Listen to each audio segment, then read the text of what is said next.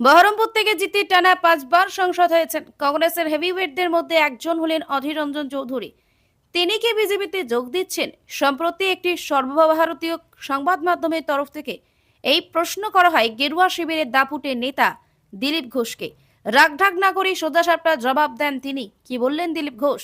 বঙ্গ বিজেপির হেভিওয়েট নেতাদের মধ্যে একজন হলেন দিলীপ ঘোষ। সম্প্রতি একটি সংবাদ মাধ্যমের মুখোমুখি হয়ে নানান বিষয়ে কথা বলেন তিনি। উঠে আসে বাংলাদেশের সাম্প্রতিক পরিস্থিতি এবং তাতে জঙ্গি সন্দেহে বাংলার একের পর এক গ্রেফতারির প্রসঙ্গ। সেই সূত্রেই কংগ্রেস নেতার কথাও উঠে আসে। দিলীপের মতে এতদিনে রাজ্যে জঙ্গি আশ্রয় নিয়ে সরব হয়েছেন অধীর। তবে এতদিন পর কেন কংগ্রেস নেতা এতদিন কেন মুখে কুলু বেটে রেখেছিলেন প্রশ্ন তোলেন তিনি।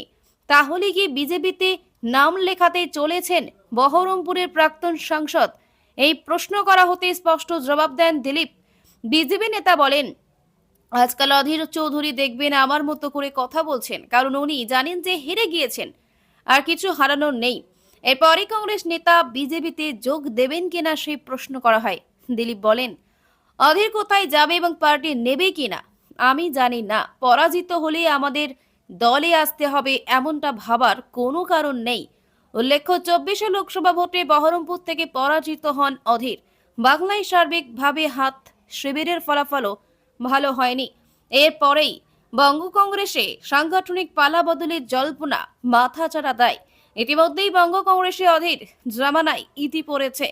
প্রদেশ কংগ্রেস সভাপতির দায়িত্ব দেওয়া হয়েছে শুভঙ্কর সরকারকে। এদিকে অধীর বিজেপিতে যোগ দেবেন কিনা জানতে চাওয়ায় দিলীপ স্পষ্ট জানান, কংগ্রেস নেতা দল বদল করবেন কিনা অথবা তাকে পার্টি নেবে কিনা সেই বিষয়ে কিছু তেমন জানেন না।